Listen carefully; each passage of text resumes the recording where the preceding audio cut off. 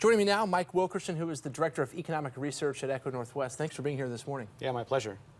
You've done a lot of research on Portland and the progress it's making. It is making progress in its recovery from COVID's impact. What areas of Portland are doing well?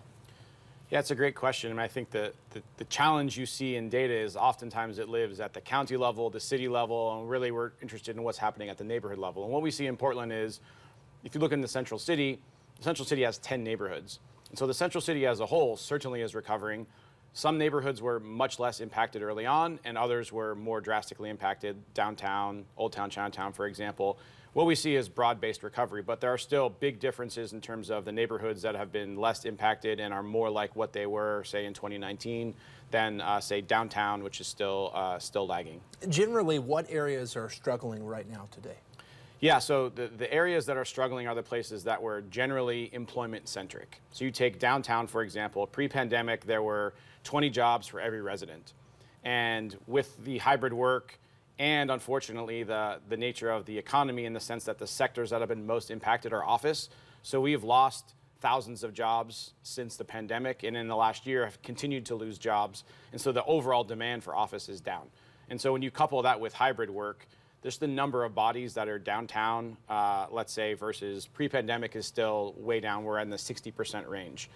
Other places that had better balance, maybe almost one job for one resident, are much more resilient. And it's the visitors that really make the difference everywhere in the central city today as the main area for improvement. We should be clear, what we're looking at here when you look at comparisons is you're looking mostly at foot traffic, which has to do with how many people are there? Yeah, absolutely. So when you look at, let's say, traditional economic indicators of employment, that doesn't tell the story today when we're thinking about how is that helping retail, how is that helping restaurants, how is that helping events, because employment is just a count of this is where you are. Today, we know on average people work maybe 2 to 3 days in the office. And so when you have that reduction in foot traffic, that really has lasting impacts in terms of the adjacent to the employment uses. So those are the retail, the restaurant, the hospitality, all of those things that are complementary. You mentioned some of the differences, mainly being that employment-centric spaces are having a tougher time. Are there any other key differences in the areas that are doing well compared to pre-pandemic versus the ones that are still struggling? Yeah, certainly when you look at the public and you survey and you say, what are your top concerns in terms of quality of life, you're going to consistently see, and you have for many years, homelessness, crime, public safety, cleanliness, et cetera. And there is a varied experience within the central city. And so unfortunately, the places that were most hit were also having that same livability concern. And so those all have improved across the entirety of the central city. There is no place today that isn't better than it was a year ago, and no place that's not meaningfully better than it was 4 years ago. But again, you still have that varied experience within the central city. The big question I think a lot of people have, especially downtown business owners, is will downtown Portland ever be what it once was? What do you think?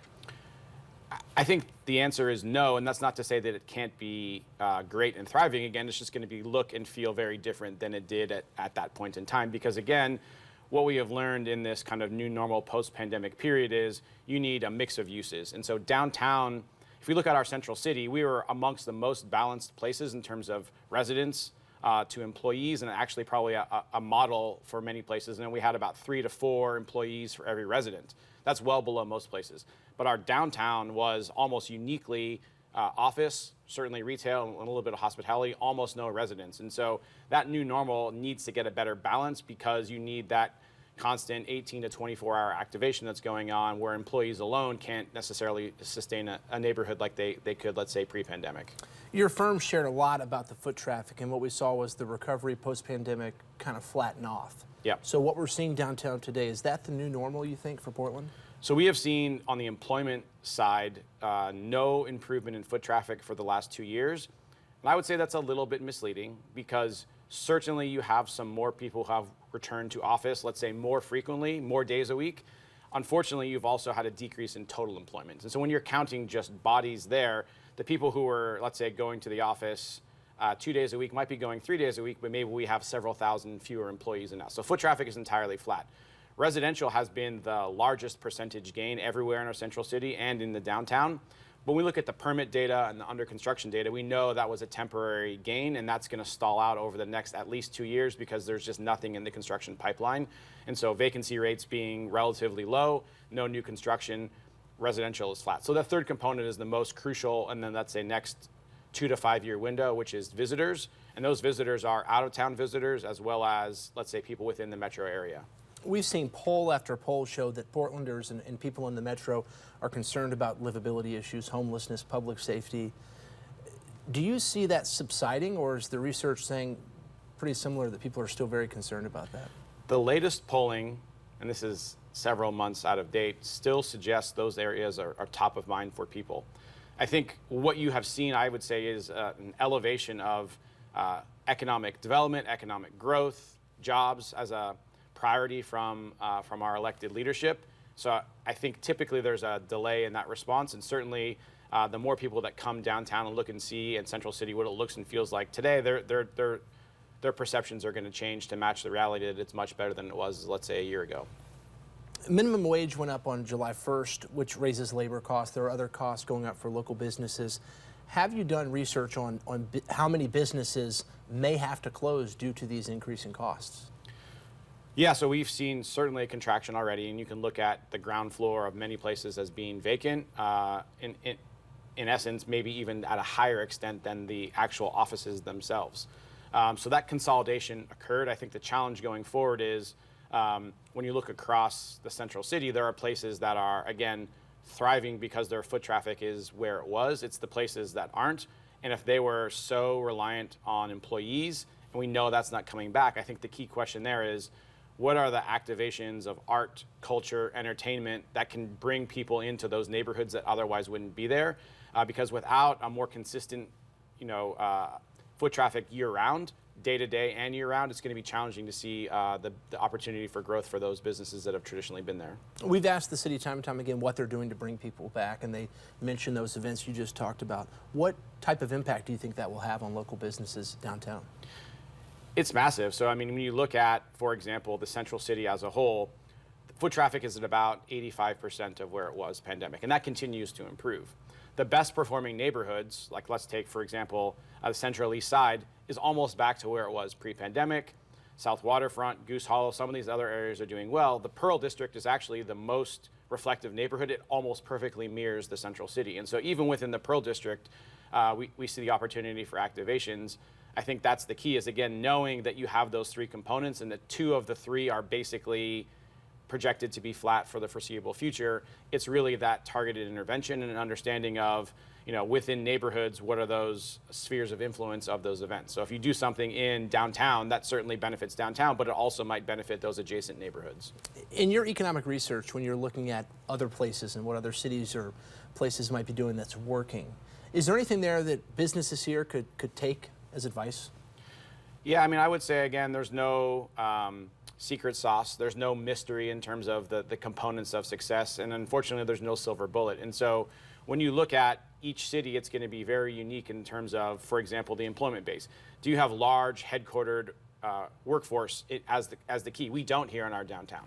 And so in a place that has that, that's a very different strategy where return to work could be an effective tactic. Here, we don't have those large. It's many small, diverse industries of firms, so a one-off decision doesn't have the lasting impact that it does in other places. So I think for us, our challenge is a little bit different in the sense that the components of what historically have been our downtown and our Central City are different. Again, we have more housing than other places.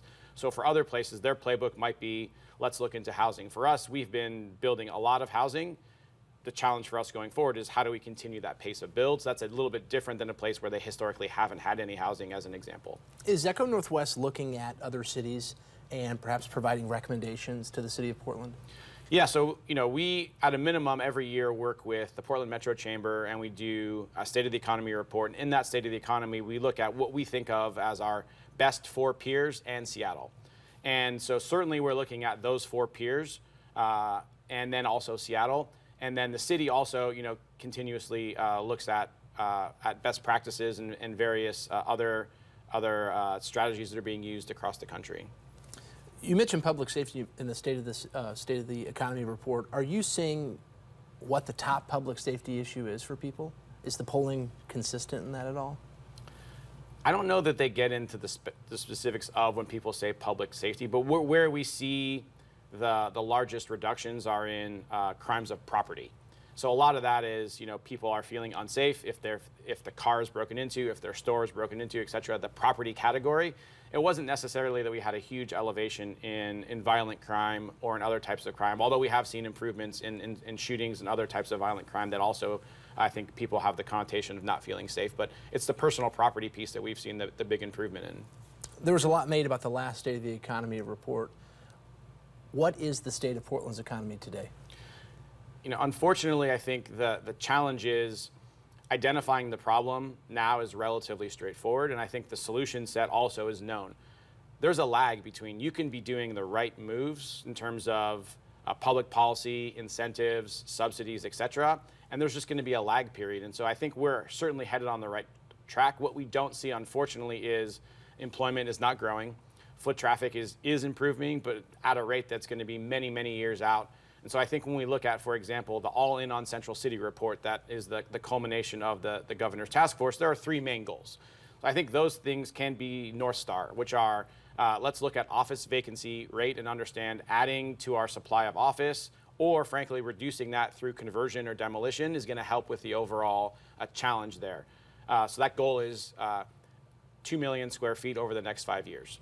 In terms of housing, the goal is let's permit 2,500 new housing units over the next 5 years. And in terms of foot traffic, let's try to get back to where we were. So I think those are three things that we can track over time that are going to give us a sense of, are we heading in the right direction, even if employment, for example, isn't. So that report came out last month, and we'll certainly be tracking that over the next coming years. You're certainly not a policymaker, but what can the city do? Focus on those three things you talked about? Yeah, I think those are the three anchoring principles from which we can build and layer in other accompanying policies. I think the challenge is always that lag of you can be doing the right thing. Unfortunately for Portland, some of the problem is the perception, and that perception is within region to where people historically who have come down to the central city aren't. And certainly it's an out-of-region perception. And that perception piece is real, and it's lasting, and it's very difficult to understand what specifically is going to change that perception. A lot of businesses, a lot of people are focused on tariffs, and will the president implement them? If those go into effect on August 1st, what kind of impact do you think that could have on Portland? Oregon is one of the most trade-reliant states in the country. There are only 6 states, if we think about trade surplus, where states are exporting more than they're importing, and Oregon is one of those. And in fact, it's the 3rd largest contributor to a net import of any state, behind Texas and Louisiana, and they're doing that through petroleum exports. And so Oregon, because of the nature of its economy, we import a lot of goods, and then we add value, and then we export those. And so when that supply chain is disrupted, Oregon is going to be more impacted than most other states. Let's talk about job growth right now. Where does it stand in Portland today? Unfortunately, jobs are not growing. In the county and in the city, when we look out at the region, we're even starting to see some contraction. The few bright spots that we had previously were government and healthcare, whereas most of our private sector industries were contracting a year ago, and they still are, unfortunately. Big Pink was up for sale recently. It earned Portland the front page of the Wall Street Journal. This month, the building sold to a person who paid all cash for it.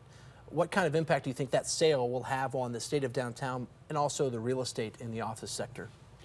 Yeah, you and I have talked about this before. I think the challenge in the market is nobody really understood what the bottom of the market valuation looked like. And so having a transaction of that scale where people now understand, yes, this is a value, and I think more importantly that someone is making a statement and saying, yes, I believe in downtown Portland. I'm buying this asset. My goal is to invest in that because I believe in the long-term future. I think sends the right message to the rest of the region and the rest of the country that, this is a place that investments can be justified. When we talked about Big Pink, you said it's actually a good sign. A lot of people thought, oh, it's another black eye for Portland. Why do you think it was good that building was for sale and now it's actually sold? So I think a lot of the challenges is when you have vacant buildings, because of the debt on those buildings, the owners don't have the ability to certainly invest in the building and even reduce rents. And so really what we need is the market to establish a basis from which it can clear, and then more investments can be made. And so buildings that are transacting at a new lower basis then have that flexibility to do things. And so it's going to be a period of some buildings are doing extraordinarily well. We have some buildings that are in need of investment, and we have some buildings, frankly, that are obsolete. And so it's that middle category of buildings that are in need of investment. And as we get owners that are able to do that, that's going to be to the benefit of the broader region. We've been talking about this with Portlanders and city officials for the last couple years, is when will the city's central core hit its bottom and pick back up? Does the research give people optimism about the city's central core and its future? Yeah, I think that we have hit the bottom comprehensively. So if we look narrowly at the office market in terms of the transactions, we're probably at or approaching that. But if we look at public safety, if we look at foot traffic, for example, all of those things have been steadily improving for the last several years. And so I think for us, this is the challenge of not necessarily when was the bottom. The challenge, I think, is how quick does the recovery look like and what is needed to accelerate that recovery. Any prediction or too tough to tell? I mean, I tend to try to be optimistic, but I would say I think, the recovery is going to be challenging. We're still many years away from, I think, getting back to where people who have lived here for a long time know Portland can be at its best. Mike Wilkerson with ECONorthwest, we really appreciate your time this morning. Absolutely.